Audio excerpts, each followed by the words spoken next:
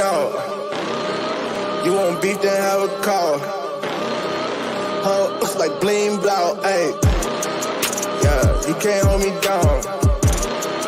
Yeah, how you like me now? You want beef, then have a call. Looks like bling blow, ayy. Going up, going up, going up, going up, yeah. Going up, going up, going up, going up, going up, going up, going up, going up, yeah. Going up, going up, going up, going up, going up, going up, going up, going up, yeah. They got away with it, and lucky for the Suns, they re-jumped. 6-second differential between the shot clock and the game clock. And remember, you're in the bonus as well. Paul, little dribble hesitation. Baseline, pull up. Got it. Hello and welcome everybody into another edition of the Sun Solar Panel here on the Fox Sports Arizona Facebook page, the Sun Solar Panel YouTube page, or wherever you listen to your podcast. We are so glad to have you with us. I am Greg Esposito, ahoy hoy, your host. Next to me is the Silver Fox, the man that, you know, may have internet problems, but those aren't the only problems in his life. It's Dave King. Dave, how are you? Hey, pretty good. How's everyone else doing this morning? Oh, hopefully better than your internet connection. And then the man beneath me, we usually call him Carmel Thunder from Down Under, but today I'm going to refer to him as another man, another guy. It's Saul Bookman. Saul, how are you? I don't even understand what the hell you just did right there. I don't. What is going on? Are we starting this day off like this already? No, I have a story behind this. So, oh, awesome! As long as it's not that stupid ass workaholics dude, I'm okay. No, it is not that. It is not that. So in my time with the team, I got to know a Hall of Famer. I'm not going to say the name. I'm not name dropping, but this individual got the holiday card that my family sent out. And this person said, "Hey, I saw that you have your show now on Fox Sports Arizona with Dave King and another guy. So you're now another guy. That's when a Hall of Famer dubs you another guy, that's what you got to roll with." So awesome. So good morning to another guy. How is everybody? Nice. Happy New Year. I should change my tag then. Happy New Year, gentlemen. It is 2021, and guess what? The Phoenix Suns are the best team in the NBA as we record this. They sit at 5-1 atop the West, just won back-to-back brutal games in Utah and Denver, one of the toughest back-to-backs you can play due to the altitude and the fact that the Jazz and the Nuggets have owned the Suns over the last handful of years. I'm not sure I could be feeling much better about this Suns team right now. How about you, Dave?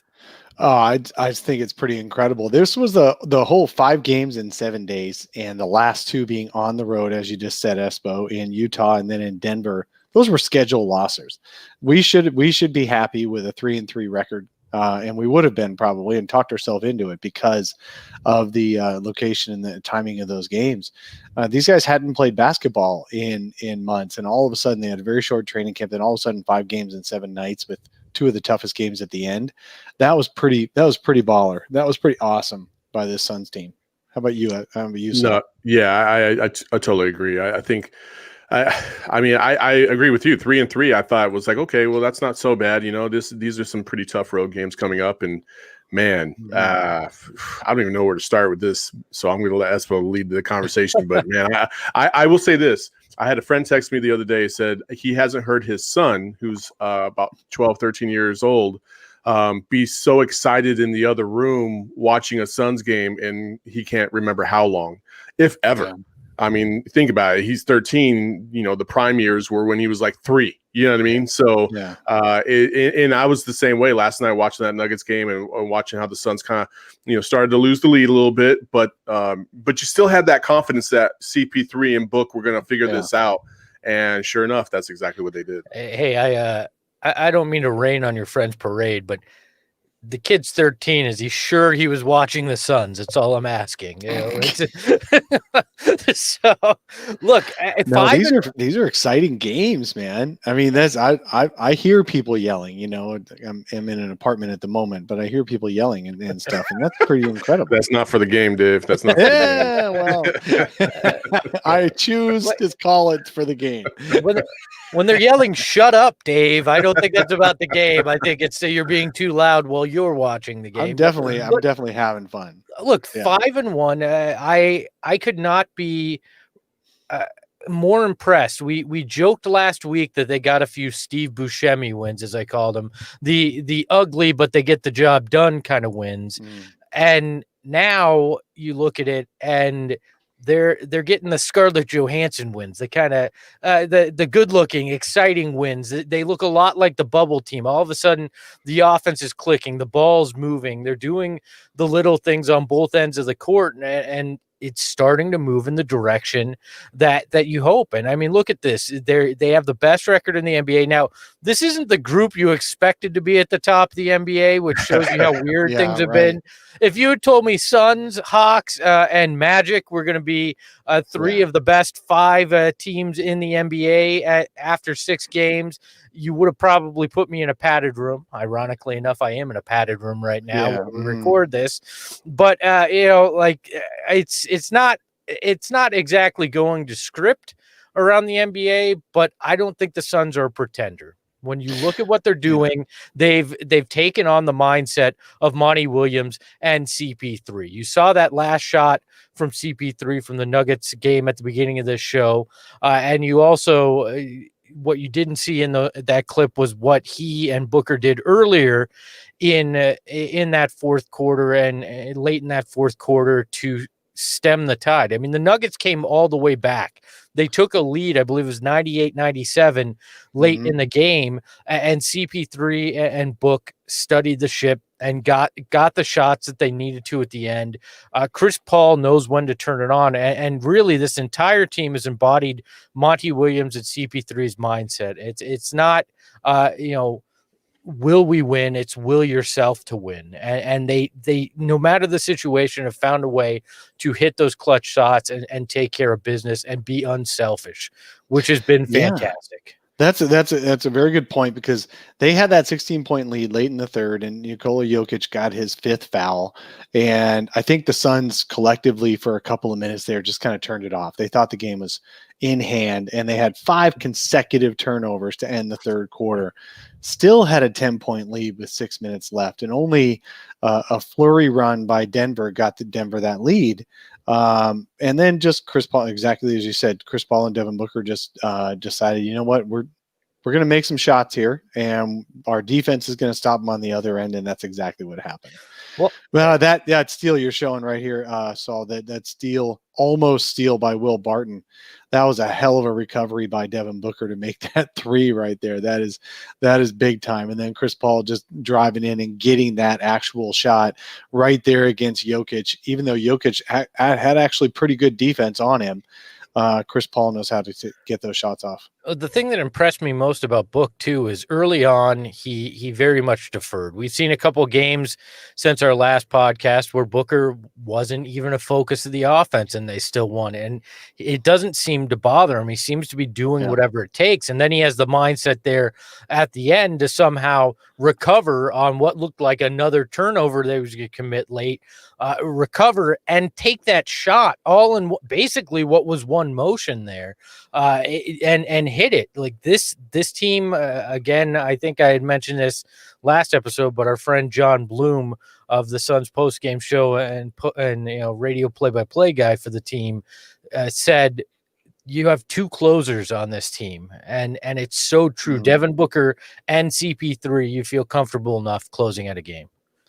Yeah, absolutely. I think one of the other things that I have been very happy with is the fact that CP3 and Booker haven't really played fantastic games. Booker struggled quite a bit turning the ball over, and it almost cost him last night as well. And so it's been nice to see that the Suns are able to overcome those because of their depth, because of the way Cam Johnson and Mikal Bridges are playing, especially Mikal. He's been fantastic in the early going. And DA on the offensive side hasn't been phenomenal either until last night. You know, he finally got his highest point production of the season last night. But overall, I mean, you got to be excited because of the way they got to 5-1, not that they're 5-1. And I think that's the most promising thing because, you know, DA talked about yesterday about how he thinks that the best is yet to come. Can you even put into words what it means to win these kind of clutch time games when you've got the point guard running the show and Devin Booker hitting the shots that he's got, opening up space for you? Yeah, it's a blessing. You know, just those guys just being on top of me, telling me what's going on and, you know, just focusing on the plays and the task at hand. You know, sometimes coach can't get to me or I can't hear coach. You know, CP and D-Book are on me and, you know, we just have emotion and, you know, we just now getting started. Congrats on the win. Happy New Year, big man. Happy New Year. Thank you, guys. DeAndre looked quite excited for that win. So what's most exciting to me about him, and I know people get frustrated about this, but he loves the defensive side. He nonstop in interviews and the way he acts on the court and the way he carries himself.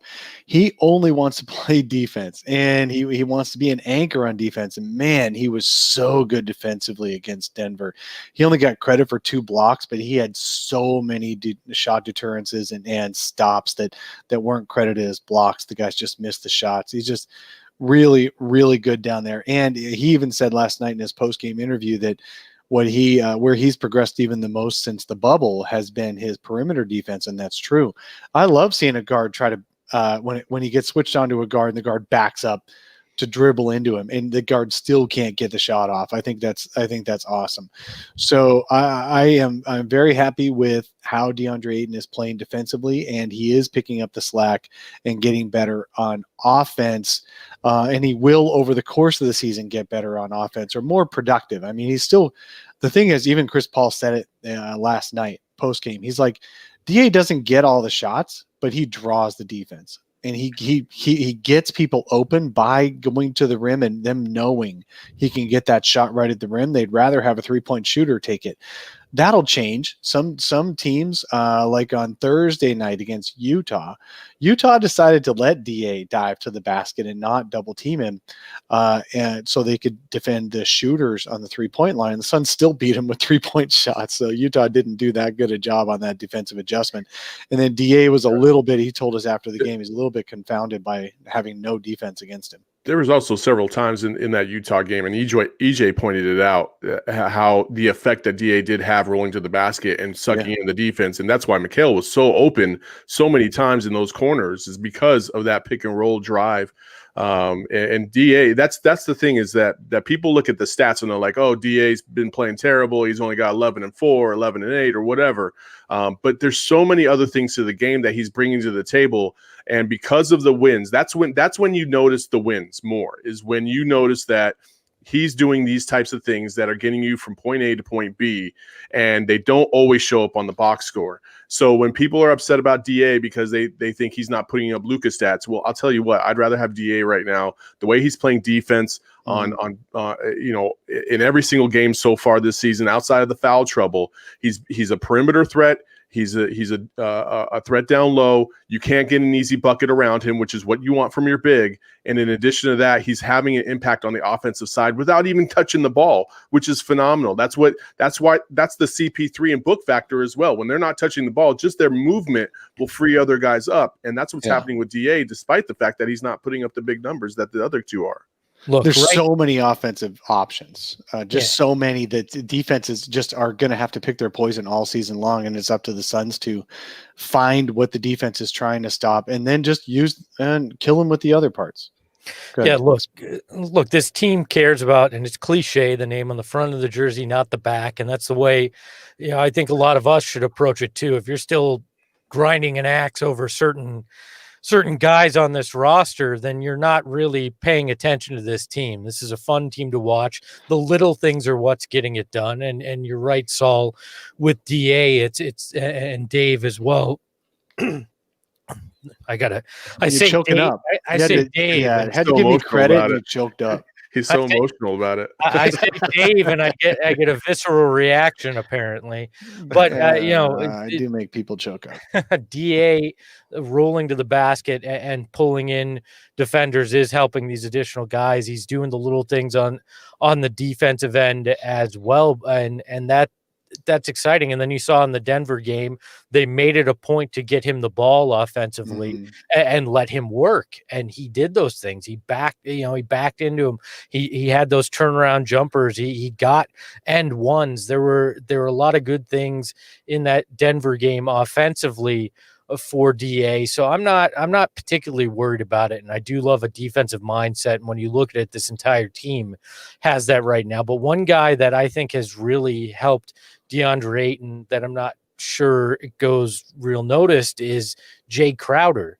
He makes the right pass into the block. He finds DA. He helps this entire team. And what really pushed them over the edge to start playing to their full potential offensively was when Crowder started hitting some of those shots that he missed early on, which looked like tired legs because he left a lot of them short. And we got to remember he was just playing in the finals back in October. So not a lot of rest for Jay Crowder. But to me, he stood out as one of the unsung heroes so far about why this team's so successful. He really is embraced the 0.5 offense and done those things that keeps the ball moving. And that's what made them so special in the bubble and why they sit, if you count the bubble, 13-1 in their last 14 games. So, I mean, I got to say, do we think the Suns this is the best defensive team the Suns have had in, I can't remember. Maybe ever. Right? I mean, is this the best defensive team so far? It's only been 6 games. I understand that. But the way that they move around, the flexibility that they have to be able to guard all 5 positions, even DA can guard on the perimeter now. Yeah, man, I don't know. I can't recall a team that's had so much defensive flexibility as this team, or versatility, I should say. Well, and they have, exactly. They have some very good individual defenders in every lineup that they put out there, as well as the guys who are all committing together. You're seeing some of these highlights here. These guys are all really committing into their positions and staying on a string as teams. We've heard it for years. Got to stay on a string. All 5 men have to know what the other guys are doing. Blah, blah, blah. Well, this team is actually doing that. You've got Javon Carter, who is just a pest on individual players, but you have the entire team, including Jay Crowder here. We're seeing a lot of Jay Crowder doing some help and getting steals and stuff like that. So that's just fun to watch. And other national folks are commenting as well at how pesky and effortful the Suns are on defense, how big their defensive effort is. That's great. And Mikal, Tim Tompkins, your beloved Tim. Hi, Tim. Mentioned in the chat that Mikal got some BS calls last night against him, and I'm so glad that they reviewed that very last one because Mikal might be one of the best defenders in the NBA, if not the best, honestly, because of his flexibility, because of his length, because of his ability to he blocks you in the most unorthodox of ways, and I don't think players are ready for it. He's running full speed and you think, okay, I got him.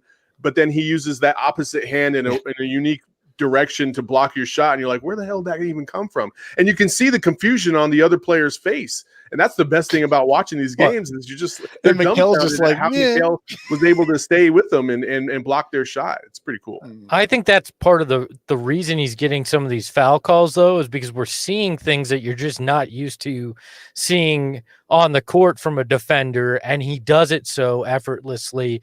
And there was also he had a block that they called a goaltend as well that wasn't really a goaltend. He's just I'm willing to say right now he will go down as the best defender in Suns history. Rick Johnson. To your Rick Johnson, everybody has issues guarding Jamal Murray, okay? Not just Mikal Bridges. He does a great job against Jamal. He makes his shots more difficult than normal. Sorry. But when it counted, when it was important, he Yeah. took care of business when it came to Jamal. Like, Jamal and would if you be look an at it, MVP if he only played in the bubble or against Phoenix. well, look, and most of those well, not most, but a lot of his offense came in that first quarter.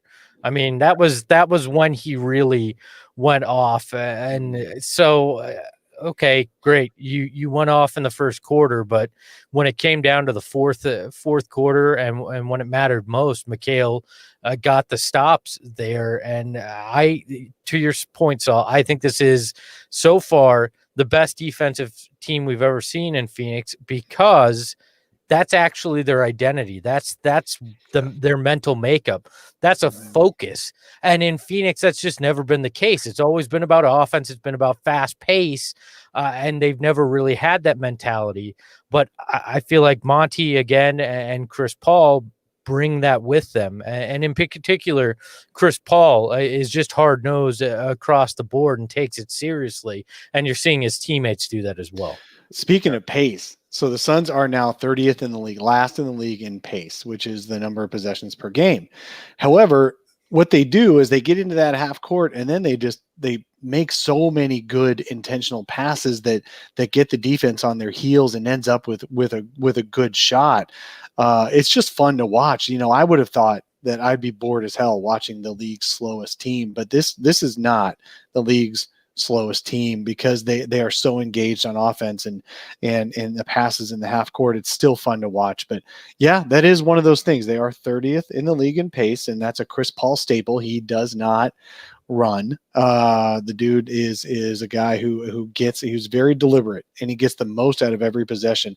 I think it was JJ Redick the other day. Yeah. JJ Redick the other day said that he loves CP3. They're very, very good friends, but he hates playing against him because CP3 squeezes every last ounce out of every possession, and you can see it on the court. Well, and I've never seen a point guard take that inbound pass that rolls before he picks it up as often as Chris Paul. It's like even sometimes the inbound is slow. It's just like, I'm controlling the pace in every aspect of this game. You will bend to my will is kind of the way CP3 looks at it. A couple other things. Kaminsky Cove back in action. He's played some helpful minutes off the bench. We have not had to see. Hey, we have to talk. We haven't had to see Damian Jones. That's the plus, right there. Look. Yeah, we have to talk about or Jonathan Motley.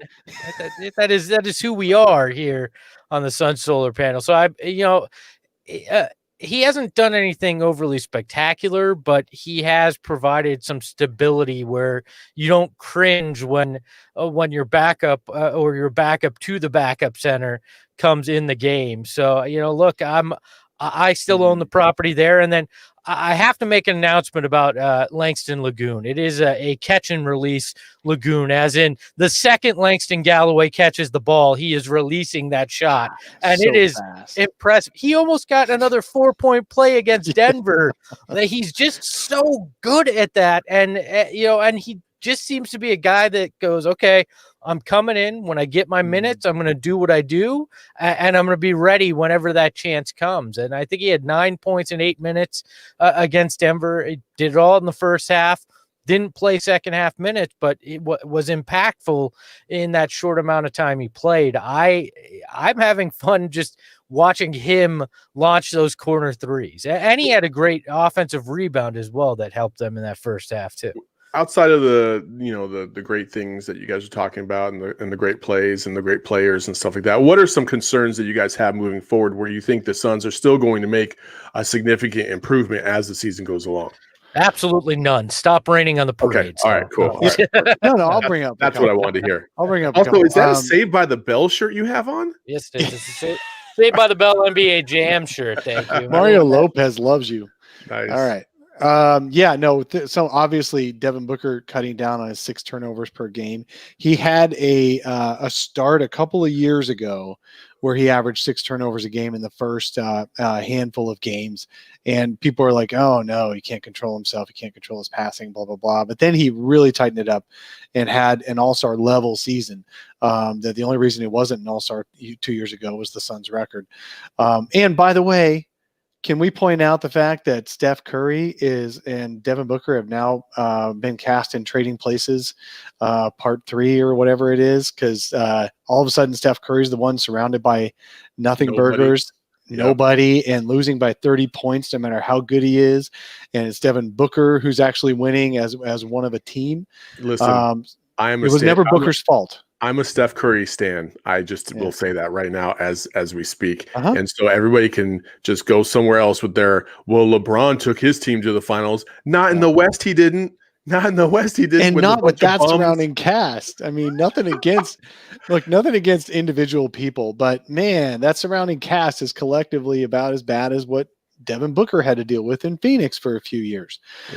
So it was never Booker's fault, just like it's not Curry's fault that the team is so bad. And but I digress. I think Booker will cut down. I know Booker will cut down on his turnovers. He'll become one of the most efficient players in the game again. And he'll find his footing in this offense, and they'll be even that much more dangerous. CP3 only averaging 13 points a game. He usually averages 17 to 19.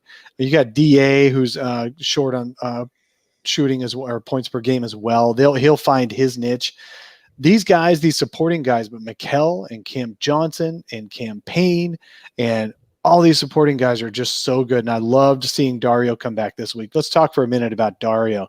He is definitely DeAndre Ayton's backup in terms of he is going to play the big man position when DA is on the bench. They're not going to play next to each other much this year at all. And Dario was perfect. He was so good this week in the few games that he played, and he took Friday off just for rest because he's still recovering from that quad injury. And what did you guys think of how Dario looked this week? Oh, I thought Dario looked just fine. You know, he gave you exactly what you expected.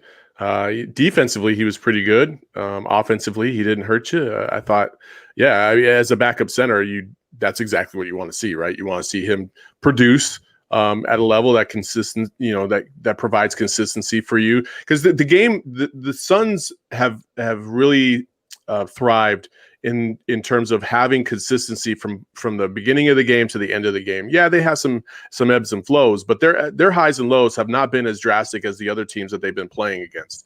And that's what I want to see. You don't see a significant drop off when you go to the bench.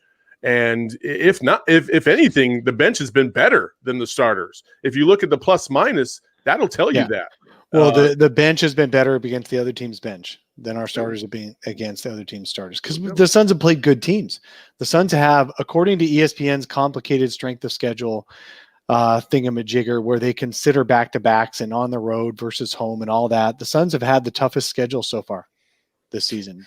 I'm sorry, I forgot. I needed to put my glasses on so I can be nerds like you guys. Okay, cool. Go ahead. All right, fine. According to ESPN, according to the analytics, do not put me in that bucket. I do not subscribe to any analytics. So any shots that I fire today are because of the shots that you tried to fire last Saturday, and I don't forget. No, I didn't try to fire them. I shot them and they were direct hits. Let's be honest with that. But so to answer your original question, since you guys just went on for 10 minutes and I sat here staring at a camera. Oh. It's the Dave King show. Anytime Espo doesn't talk, it feels interminable to Espo. Exactly. To be fair, you did ask a question to yourself and then went on about Dario.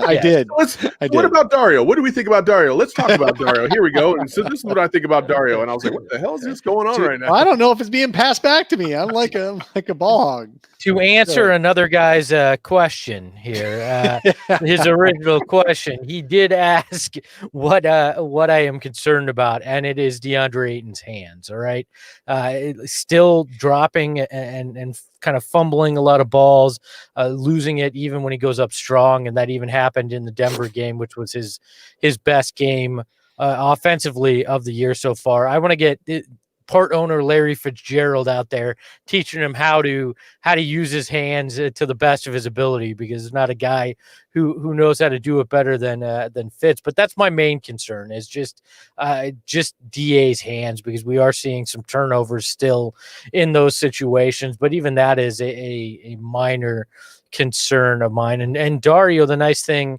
about him is just stability. You look at that and it kind of it kind of provided a calm for that bench when DA was off the floor, which gives Monty more options, which is nice. And you saw when Dario came back, things clicked even more. It was a combination of Dario and Jay Crowder starting to hit his shots, those kind of things, that all of a sudden you're putting a hurting on some teams in the last week. So I like what I'm seeing from Dario. Not a lot that concerns me right now, but the problem is consistency. Can you keep this up for an entire season? Right? Hot starts are great and apparently difficult to say, but it's all about sustainability, because last year, if you remember, the Suns were the darling of the NBA through 11 games. They had surprised people, huge win again over the 76ers, who were thought to be a favorite in the East early in the season at home. There was a lot that got people excited, but they couldn't consistently keep it going. And what's the difference to you guys this year? What makes you believe, if you do, you don't have to, you can disagree, but what makes you believe that this team will be able to keep that consistency where last year's Suns team faltered at times? Well, I think it's Booker. It's Booker. Last year you had Booker and Oubre that were playing at a very high level to start the season. And you had some injuries early on. They beat the 76ers, and they beat who they're going to play tomorrow, the Clippers. If you remember that game, there's a very viral moment of Booker and Beverly going at each other, which I hope to see again tomorrow. But I digress. The thing about it is the depth and the defense, the killer Ds. Let's just call it like that. Depth and defense. That if you have that, you are going to be competitive in the NBA. You just are, and I think that's the biggest difference this year with this Suns team is that. Even last night, Devin drove to the basket. There was a point where he ended up turning the ball over, and DA was wide open underneath the basket. Like, it was an easy bucket if he would have just looked for him. And that's the development that you're going to start to see here. Booker's going to have to start to trust his teammates in the fourth quarter, especially DA. DA is the missing link. I've been saying that since day one to this team being a top 3 contender in the West. If DA can perform offensively.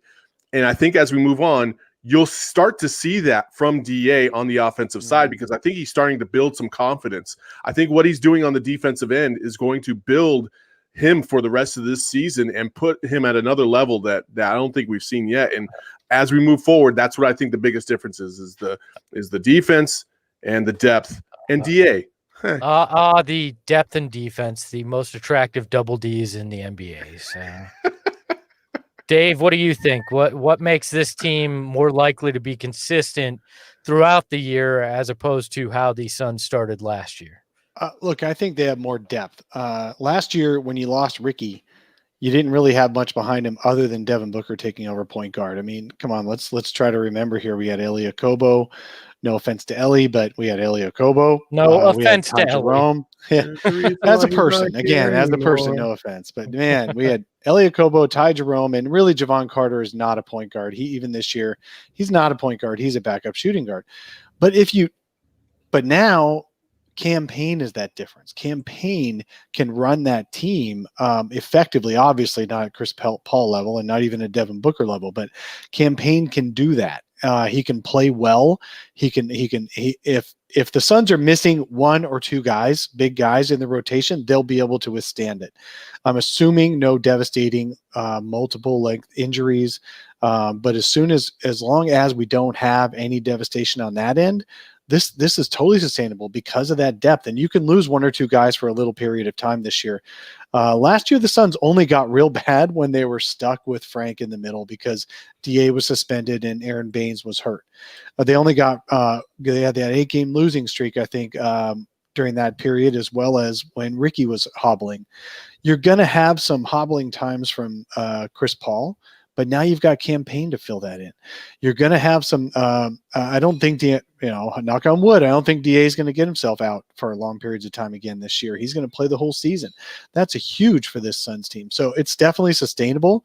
They're obviously not going to come up big in the clutch every single time, but overall they're going to win most of those clutch situations, and that's what makes a difference on a 50-win team versus a 45 or a 40-win team.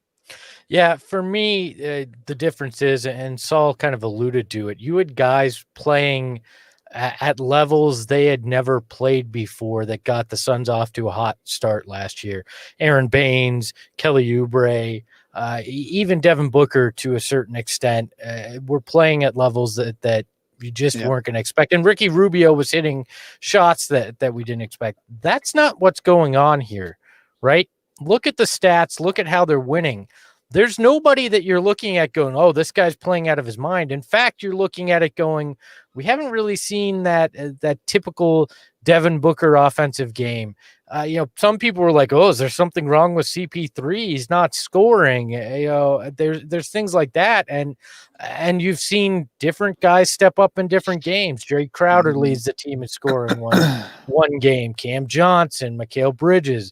Like, this isn't the kind of electricity in a bottle that they caught last year. It's actually underperforming in some cases, at least offensively, and that's what excites me. And I said it last week, I'll say it again. This team is going to go as far as Cam Johnson and Mikal Bridges take them. Yeah, these are the guys that are going to get a lot of open looks, and they've converted so far, and that's exciting as well. That's why you can have a game where Devin Booker doesn't score, and where you can have CP3 where he's focusing on just getting everybody involved rather than being a big time bucket getter, is because those guys have evolved into what you were hoping they'd be. And Cam Johnson looks to me like a guy who reminds me a lot of a young Dan Marley. Now, taking a little heat for saying it, but Thunder Cam is what I'm seeing here. Oh, the reason I'm seeing this is he's not just camping out at the 3-point line. He's cutting to the rim. He's playing well on defense. He's putting in the effort. There's just little glimpses that I go, I remember a little of that from Marley early in his career, and he has more of a 3-point shot than Marley did early in his career. It's just we like to make comps. Somehow it makes us feel a little bit more comfortable, and that's one that kind of this week, I felt a little bit. Buckdog in the chat asked, what's the catch with Cam Payne? When are we going to start seeing him fall back down to earth?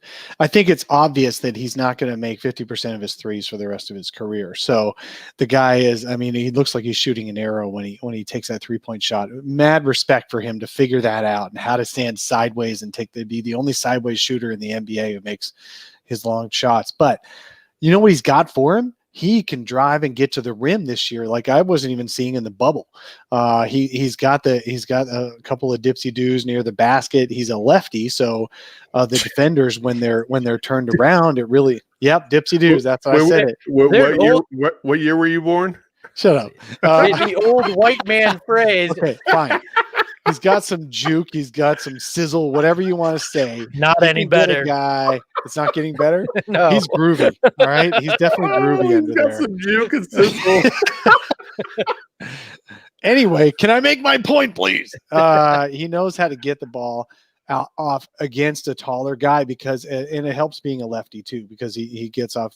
They're always guarding. You're always taught to guard the right. So he's good.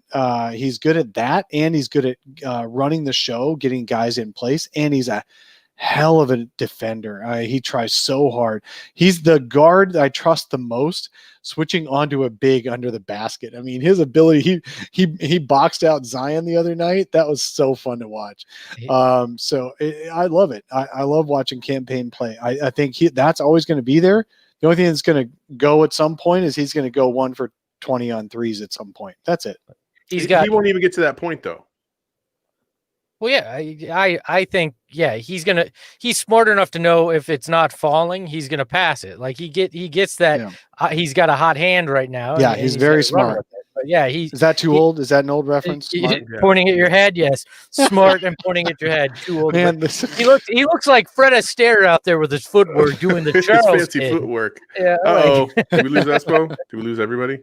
No, we're here. Are you here, Saul? Here, Saul. Yeah. Here we go. Another guy. I thought I lost you guys. Man. No, Who's having the stroke now? Okay.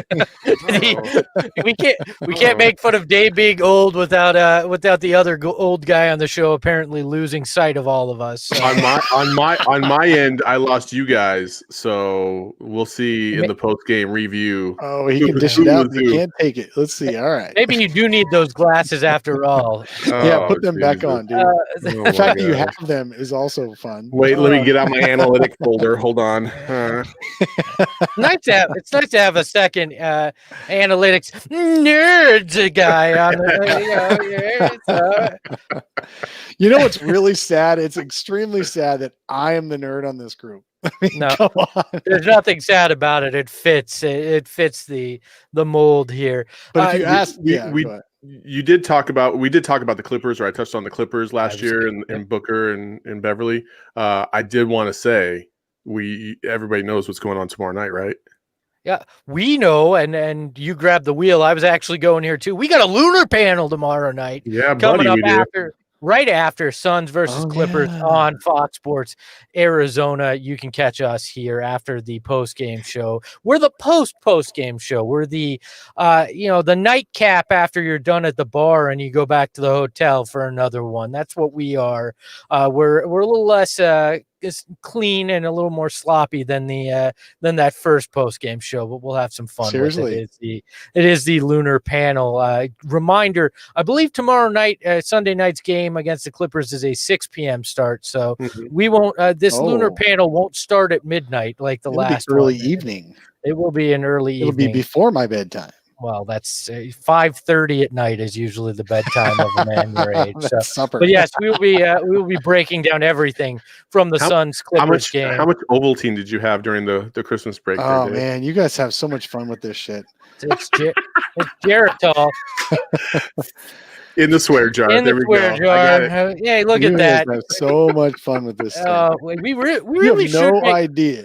We really should make Dave use in your Ovaltine. We really should make Dave donate to charity every time he comes. Locker and my shawl. That's the important thing. We're gonna fund the homeless by the end of the season. I guarantee you that. Dave's now a 90-year-old woman. He just said he's going to wear a shawl. So we have gone off the rails. Robert Christie. I know. I was using an old man reference. Speaking of girdles, can we move on, please? Yes. Who needs a girdle on this team? That's the next topic. Rick in the chat, guys, going to Hooters with the fellas? No, we are not going to Hooters with the fellas. Dave can't handle that. No. We're going to IHOP for the 5 o'clock special is what we're going. That should be Saturday mornings.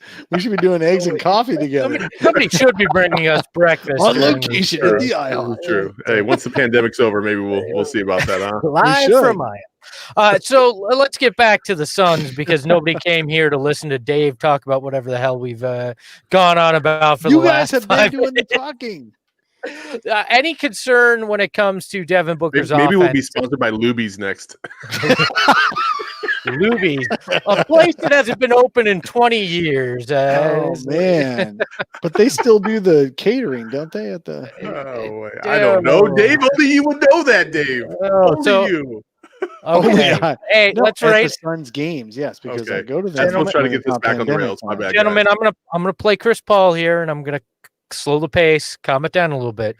Boomer Shakalaka. That is, yes, we're having a Dave King Boomer Shakalaka shirt made. Oh, Jesus. The comment in the chat. Was that one of your high school friends, Jesus? Is that what we were going? That's how old Dave is? God, okay, now I'm doing it. Okay, let's get back on track. So when we look at this, is there any concern? I know we touched a little bit on concerns, but are there any concerns when it comes to Devin Booker and what appears to be a slower start offensively? Is there anything there that concerns you at all? I'm in the camp that it's not concerning to me. It doesn't matter who's scoring as long as you're winning, but I know there is some potential concern out in Suns land. So where do you guys sit on that? Saul, let's start with you. No, I think just with every year, part of the development of Devin Booker is understanding what role he needs to play on this team. And I think right now he's trying to be more of a playmaker, and he's getting himself into some unique positions on the court where he's really struggling and he's turning the ball over. So I think he's just doing a little too much or trying to force it a little bit instead of just letting the game come to him like he has done in the past, because it's a lot easier to know that, hey, I'm the scorer because nobody else on this team can really shoot the ball at all. So I'm going to score every time I touch the ball, as opposed to, okay, we have other options. I don't need to force it. And when you get into particular positions that you've been used to in the past where you would just pull and shoot, to second guess yourself. And I think that's what's going on with Devin. He's just kind of thinking a little too much from time to time, and it's getting himself into a little bit of an issue. And I think that'll work itself out. I think, he's going to have another 50-point game this year.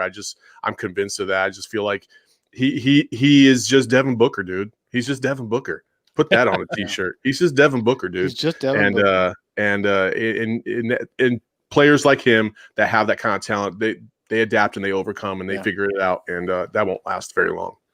Yeah, no, we're going to be looking back on this in a month, and we're going to say, did he really have that stretch where he was having more turnovers than made free throws, or so it's just Booker's going to return to being Booker. He is Devin Booker. He is going to be. In fact, I'm pretty sure at this point, if the Suns are in the top 4, top 5 in the West, that both Booker and CP3 will be all-stars again, or at least Booker for sure.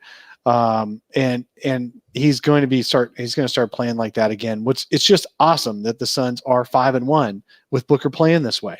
And he knows that they don't need him to do everything. And I don't think I've heard a couple of Suns fans thinking he's trying to be a hero and he's not fitting in the offense and all. He's not trying to hero it. He's trying to help. He's just trying to do. He's not 100% sure exactly what's going on all the time out there, because the rotations are different. The offense is a little bit different. The actions are a little bit different.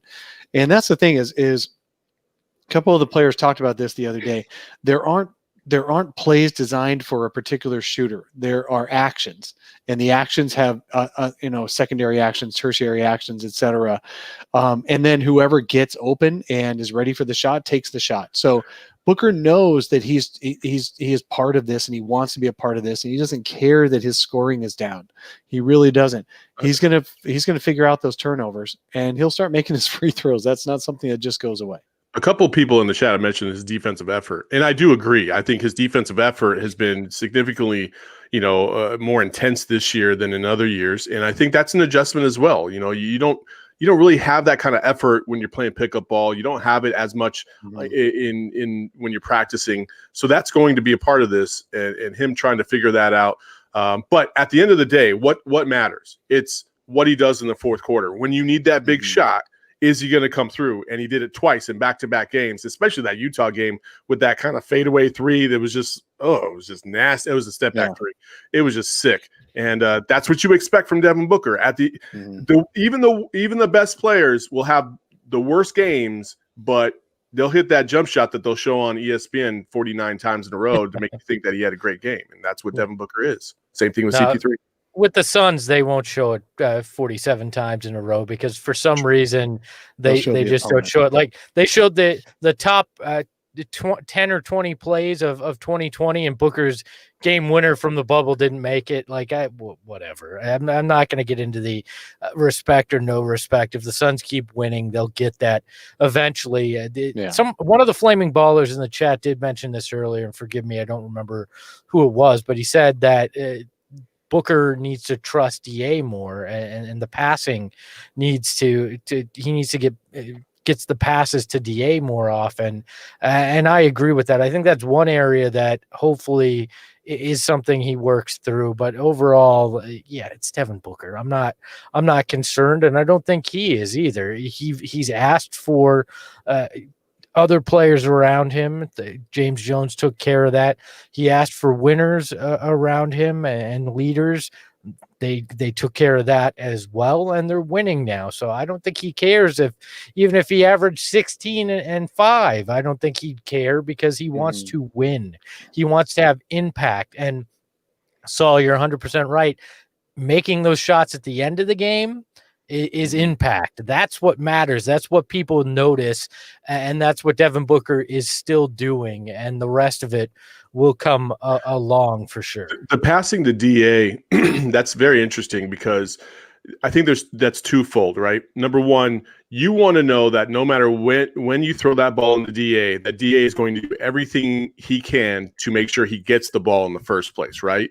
And I think there's been tendencies on DA's part to be a little soft when holding off positioning down low, and it's cost him, and so you can't rely on that if you're Devin Booker. And for DA, he's going to have to develop the ability to feel a little bit more confident in his own game and demand the ball. And once you see another player calling for that ball and being emphatic about it, like, dude, give me the ball, I think that will tell Devin Booker, like, okay, he's ready for this now. I can trust him more when it comes to those key crucial moments in the late game. I don't think DA has shown that to this point in his career. I think it will come, but I don't think he's there yet. And I think that's kind of again, that's where we're talking about Devin Booker putting himself in positions where he doesn't know exactly quite what to do. He dribbled last night. He had DA wide open. He had 2 or 3 guys on him, and then he ended up turning the ball over. He could have hit DA, but I don't think he trusted DA in that moment, so he was confused with what to do and put himself in a bad position. And I think that'll limit itself moving forward. Yeah, over the year, I mean, they've played, this is their 3rd year together, 2.5 years together, and Booker has never really developed a good passing relationship with DA, getting him the ball. That's for sure. Let's not hold that against Booker necessarily, or, well, it's just the combination isn't there, because Booker led the league, or was one of the best. Let's see, I think he led the league in assistable passes, like passes that led to a shot that could have been made last year and the year before. He's really, really good at passing. He just never has been really good at passing to DA. He just hasn't.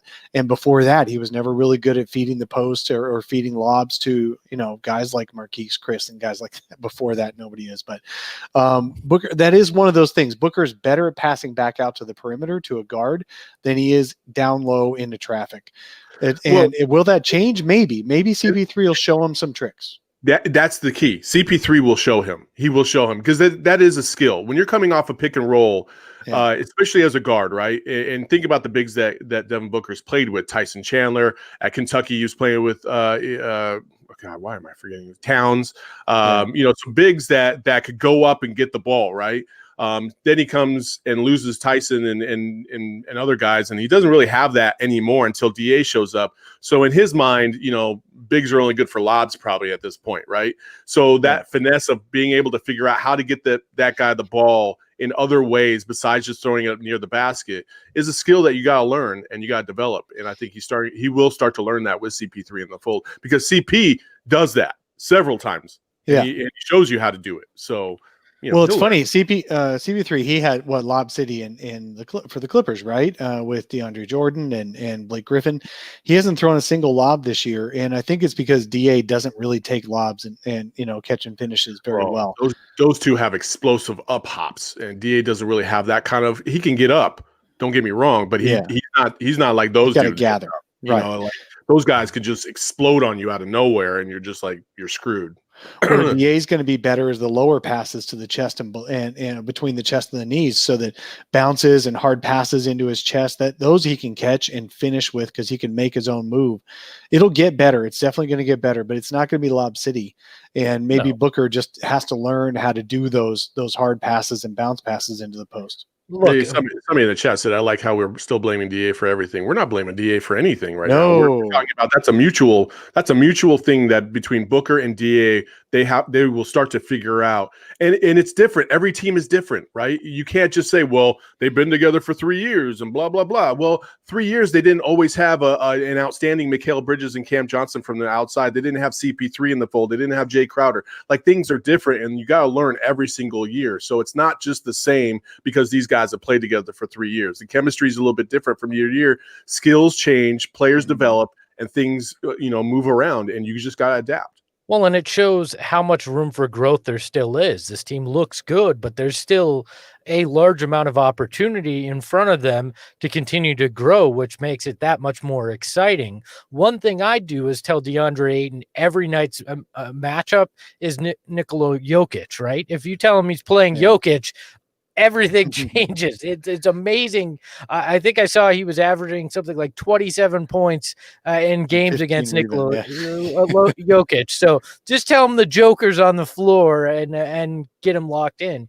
Can we talk about, and we can because I'm driving the show, but right. Can we talk about one thing that's been driving me nuts about this Suns start, in particular the last few games, and I mean no disrespect to Monty when I bring this up, but can somebody on the bench walk over to him and say, Monty, your mask is upside down?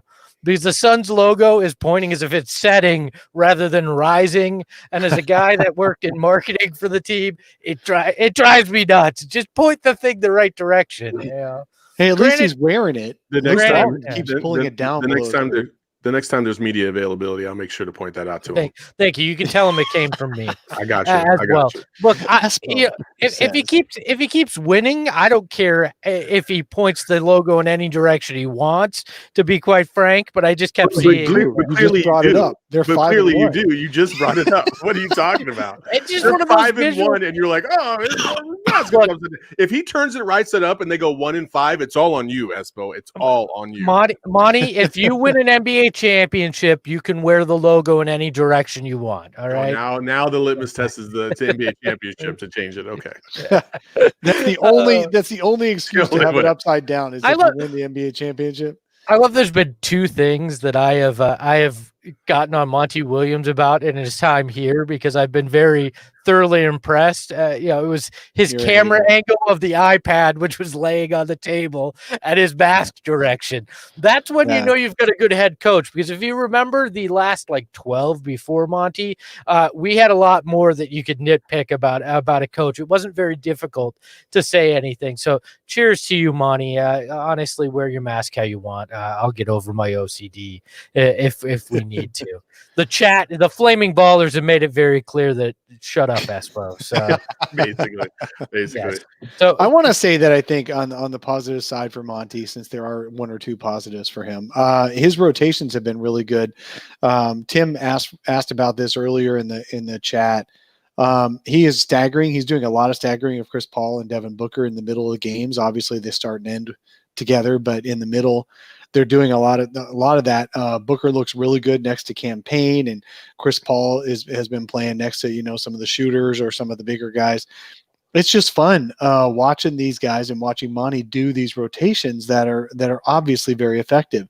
Because Denver started out hot in that first quarter, and the Suns still were only down 2 points, and then the bench comes in with Chris Paul leading them. And they took a 10-point lead or 8-point lead. So I think it's fun to watch. And Monty's doing a good job on those rotations. What do you think, Saul? I totally agree. Monty's just a good coach, man. He's just a good coach. And I think the players, they trust him. And when you have the trust in the coach and the way that he is maneuvering guys in and out, it gets everybody to buy in, and they play confidently because they know what their role is going to be, and there's no wild cards. He's not that coach, like being a U of A guy, right? Watching Sean Miller coach is as frustrating as because somebody can make one mistake and out he comes. And that's no way to develop, right? You can't learn. You can't play through your mistakes. You can't, get into a rhythm and play fluently. And so I think when Monty with these guys, he understands. He's played the game. He knows what level he needs to coach, how hard he needs to coach, and really he trusts the veterans on this team to kind of self-manage. And that's the difference between this year and last year as well, is that he had veterans, but still had a lot of youth on this team that he was trying to coach through. And this year he doesn't have as much of that. Look, players respect Monty Williams, and the biggest sign of that is Chris Paul played with him early in his career in New Orleans, right? And he decided when he was trying to force his way out of OKC, when he knew he was going to get traded, he looked around and he said, I like the talent on Phoenix and I like the head coach because I know the guy. And he has a lot of respect. And they both said, look, we were both earlier in our careers, and we probably didn't know how to work with each other, but we're very excited to do it now. And you got to like that. By the way, Saul, I'm going to throw a curveball at you. There's a comment in the chat, not a tough one, that I think is the best backhanded compliment I've ever received in my life. It's Suns Dog 24, if you can throw it up there. I think you know which one I'm talking about here. Yeah, I'm trying to find it again. He says, "Get back to Suns. You guys are as bad as the TNT panel," which is the greatest compliment we have ever received on this show. Look, Yes. if we sound like the inside the NBA guys from a Suns perspective, we're doing something right. We just So need Espo with the video board behind him that he Yeah. can run to. I've Listen, got to knock down myself out. I will say this a million times over. If we can be compared to those guys, hey, I'll take it. Because I love watching those guys. I laugh every single. I think I stay for the post game show because of those guys. It's not because of the highlights. No, because Because they those rarely show them. Yeah. And they rarely talk We're about talking the game NBA. at hand. Yeah. And speaking of, if you want a post game show that'll rarely show you the highlights, but you'll get to have a laugh or two, the Lunar Panel tomorrow night, Sunday, after the Clippers versus Suns on Fox Sports Arizona's post game show, Suns Live. You will find us here on all the channels. So yeah, just a shameless plug right there. So, Saul, do we have a Imagine This? We Or do did- not. Okay. Well, Actually, good. you know, I can make one up right now because I was thinking about it this morning. Okay. If you have the graphic, let's just fake that we put some effort into Yeah, this show. there we go. Here we go. Here's Saul's Imagine How much a Imagine big this. board, Espo, Guys, if you're gonna how give about shit. this? If you could take your stimmy, Stimmy. Oh God. you could Now take your Saul's stimmy 14 and Dave's 95. All right. and put it towards and either add an attribute to one player or take an attribute away from a player. Let's just say we're in like this black magic world. What would it be? I don't want to put my stimmy anywhere. Let me just make that clear. But if I Oh had to, Jesus. if I had to do that, Oh. hey, what is wrong with you? Oh. I just used the reference he said. I'm not. Jeez, Dave. For those of you that don't know what a stimmy is, Dave, that's a stimulus. You know, No, I do know what a all right, just stimmy making is. sure. You know, what I mean, Jesus. I know It you is would. I childish know. to call I know it you would that. take your 600 and go to Luby's for the cafeteria special. But, Oh no, I don't fit the profile for the stimmy. oh, big baller over here. You're gonna All right, call me on that. Okay. I'll call you back. Imagine this. Oh, Dave is dropping his wallet apparently instead of names right now. But look, if I could give any attribute to this Suns team that they don't have right now, it would probably be, and I made the joke earlier, Larry Fitzgerald's hands for DeAndre Ayton. If DeAndre Ayton was catching every pass coming to him, this would be another level for this Suns team. It'd be $600 well spent, and I can't imagine I could get Larry's hands for that cheap, but I think it'd be worth it. So, yeah. Dave? Yeah. Go ahead, Dave. Wow. I don't know, man. We did not prepare for this at all. If I could give them, I will go next. If go you ahead. give You me go time next, to think. please. Please do. You know, if I could take, I would take something away. I would take LeBron's playmaking ability because I think that would just completely eliminate the Lakers, and then it would be a pretty wide open field in the West. LeBron is incredible how he is the best playmaker in the West and obviously in the whole league. And this guy, yeah, absolutely. God, if I could give the Suns something, I would just say health all year. That's really it, because I love watching this team the way they're constructed right now. And if they stay this way with no major injuries, it's going to be such a fun season to watch. I can't even think about how fun this is going to be. The Suns are definitely going to be 50 win season, 50 win team. Yeah, there you go. Look, so I didn't realize when you said take away, I thought you just meant the Suns roster and not the whole NBA. If I were looking at the whole NBA, I would take Luka's supporting cast away, because then, oh wait, that's already happened. Never mind. That's already. Oh yeah. Never mind. I was about to say, I was like, wait, what? Does he I'm have gonna- a again? I don't have to. I can keep my $600, and we can Steph all see what supporting happens cast, too. anyway. There you go. Yeah. There you go. Yeah. Well, I think that brings us to a conclusion here, I guess. I love that we have trolls now in the Flaming Baller chat. It's great. Like Yeah. that's when funny. you know you've made it. It's kind of fun. When you've got the trolls and they're telling you other Suns podcasts are nipping at your heels. Thank you, gentlemen, in the chat and ladies. I think we have one or two ladies in the Flaming Ballers chat as well. Thank you. Yeah, You we always got keep it KP Smith entertaining. saying she's all in on Dipsy Doos. So All right. Oh, good. Dave getting some support in the chat from the female demographic. Look, I'm just gonna say yeah, Tim knows we always had trolls. Tim Yep. Tim was the troll. I think Tim was the one making it. So look, if you are watching or listening, do us a favor, hit that like button on YouTube and Facebook. Also subscribe wherever you get podcasts. And we haven't asked for this in a while, but leave a 5-star review for those of you that are from back in the day. You Hit remember that we used to have thumbs up, fun leave a with 5-star review, and then check out the best Suns content on the web on brightsideofthesun.com, since Espo doesn't plug me anymore. Wait a second. Where did that come from? Whoa. He's gone off script here. I recommend FoxSportsArizona.com for all of your needs and any Saul Bookman content that you're looking for. Another guy has a place on the internet, and that's with Fox Sports Arizona. So thank you to our partners at Fox Sports Arizona. You guys are doing the work of the people, because without you during this pandemic, we wouldn't have had sports on television. We appreciate that. You've helped a lot of us out. So thank you for that. A tip of the hat, my metaphorical hat, because I'm the only one that does my hair for this show. But thank you to everybody there. You make sure to like them and follow them on social media. For the Silver Fox at Dave King, you can find him at Dave King NBA on Twitter. Whoa. You didn't think we were going to just get out of this whole thing and not bring this up, right? I'm Greg Esposito. Ahoy, hoy. Welcome into the Sun Solar Panel. I know. In the show? Don't make me hang up the headphones and walk out this walk-in closet. I'll do it. You'll have your own 1-minute highlight video. I promise you that. There is a faction of Suns Twitter that seems to have fallen on its head very hard and thinks that Chris Paul somehow fits into the equation. I have since fallen on my head as well. And now I believe fully in this deal when you look at it. There is a faction of Suns Twitter that seems to have fallen on its head very hard and thinks that I think that's a good place to just cut it right there.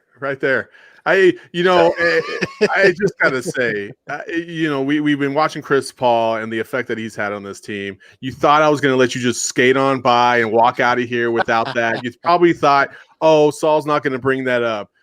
No, come right back. You take it like a man right here. Let's just say this.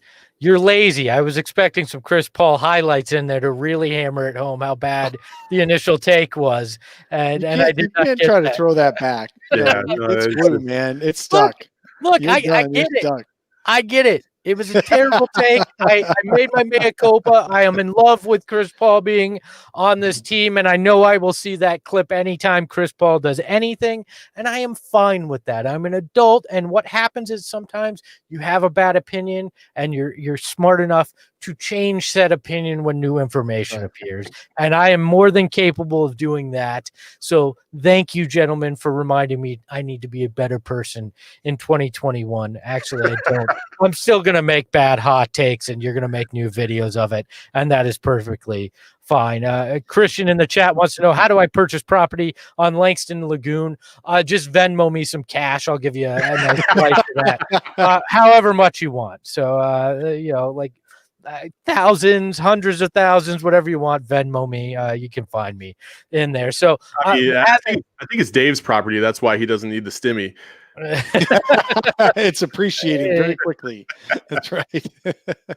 Oh, Like yeah, Kaminsky Cove actually has value again now too. It does. Like property that's there. That's why you invest in real estate, baby. And I'm the king of it on this program of obscure guys. I own Cominci Cove and Langston Laguna. Brody in the chat. Espo hated on CP3 everything the chat brought. Every time the chat brought him up, that is 100% true. When we were back in September and I was trying to figure out how you fit $41 million into this team and still add additional players. Guess what? They did it. So hats off to James Jones. He's a smarter man than I, and nobody ever doubted that. You got to put, there you go. Espo turning that shame into self-compliment. The mark of a true pro, Espo. This is the way it goes. Look, I'm just gonna have to find some more awful stuff to bring up. Believe me, there's 231 episodes of awful stuff that I've helped produce on the internet. If you haven't gone back and looked at your guys' early episodes to where we are now, it's like, wow.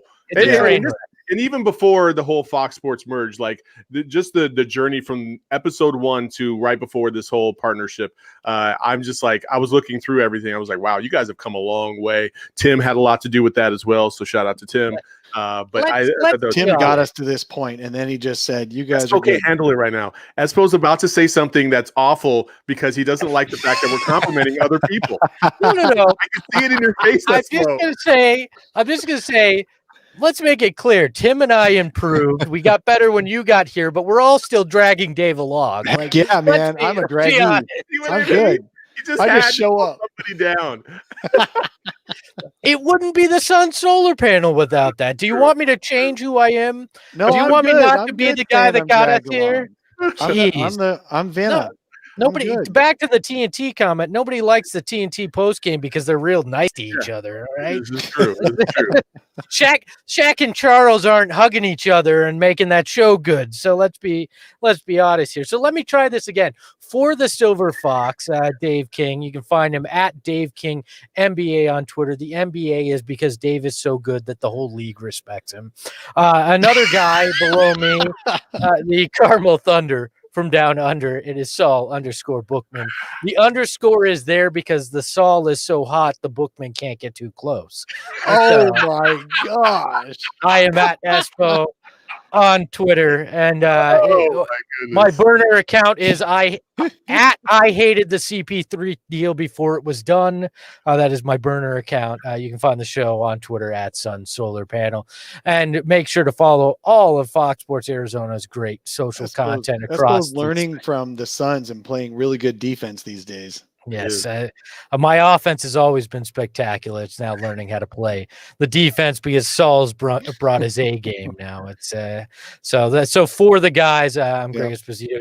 Thanks for listening to the Suns Solar Panel. Join us Sunday night after Suns live post game from Suns v Clippers. We will be here for another edition of the Lunar Panel. Until next time, ahoy hoy. Yeah, you can't hold me down. Yeah, how you like me now? You want beef, then have a call. Looks like bling blow, ayy. Yeah, you can't hold me down. Yeah, how you like me now? You want beef, then have a call. Looks like bling blow, ayy.